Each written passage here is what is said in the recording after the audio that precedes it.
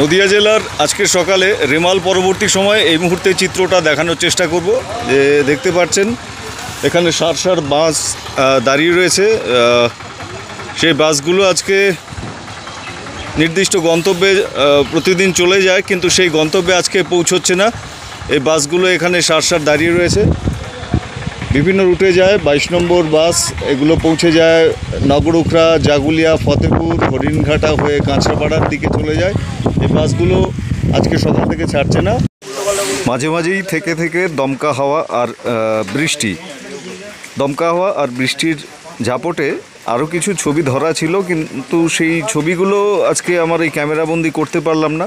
Auto স্ট্যান্ডে পৌঁছে গেছিলাম। অটো রিক্সারও একই হাল, টোটো রিক্সার দেখা মিলছে না। একটা দুটো টোটো রিক্সা কখনো দেখা যাচ্ছে, এবং মোড়ের মাথায় যে সমস্ত বিখ্যাত দোকানগুলো, নগরুখরা মোড়ের মাথায় যে সমস্ত দোকানগুলো, সেই দোকানগুলো প্রায় আজকে বন্ধ।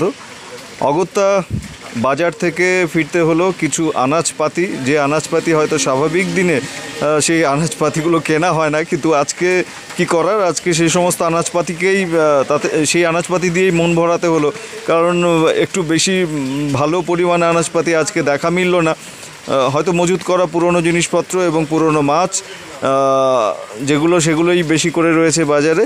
অগত্যা ধীরে ধীরে চলে এলাম আমাদের পাড়ার দোকান, যে পাড়ার দোকানে এখনও মিলতে পারে যে বেশি পরিমাণে ডিম মজুত রয়েছে। ডিমের পাশাপাশি পেঁয়াজ, রসুন, লঙ্কা আর বেসন ইত্যাদি জিনিসপত্র, এই সমস্ত জিনিসপত্র।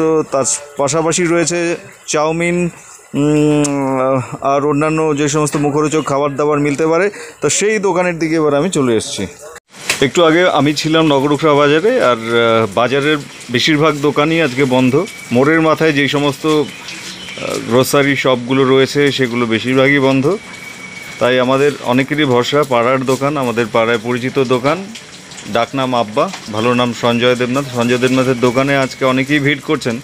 আর যেহেতু বাজারের মাছ মাংসের দোকান বেশিরভাগই বন্ধ, সে কারণে আজকে এই দোকান থেকে বেশি করে ডিম, কি রয়েছে আব্বা আজকে স্পেশাল কি বিক্রি হয় জেনারেলি? আলু, পেঁয়াজ, ডিম এবং অন্যান্য যা যা জিনিসপত্র, তার জন্যই কিন্তু ভিড়। এবং কি বলবো, এই রেমাল পরবর্তী সময়ে এই দোকানই আমাদের ভরসা। শুধু তাই নয়, এর আগেও লকডাউনের সময় এই দোকানের উপর ভীষণ চাপ পড়েছিল। সামগ্রিক পরিস্থিতি ভালোই, অনেকেই ভিড় করছেন।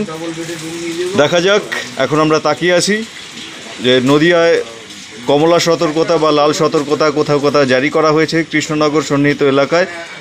সেখানে আবহাওয়ার গতি প্রকৃতি একটু অন্যরকম। আমরা কৃষ্ণনগর থেকে অনেকটা দূরে, এই অঞ্চলটা একদিকে উত্তর 24 পরগনা এবং নদিয়ার সীমান্তবর্তী অঞ্চল। সেখানে আজকের এই সকালবেলায় আমরা রয়েছি, এবং যাদের হেসেলে টান পড়েছে, বিভিন্ন জিনিসপত্রের দরকার, সেই জিনিসপত্রের খোঁজে এই মুদি দোকানে আমরা চলে এসেছি। দেখা যাক, আমরা তাকিয়ে আছি আবহাওয়ার গতি প্রকৃতি কীভাবে পরিবর্তন হয়, সেই ভরসাতেই কিন্তু আমরা দিন গুনছি।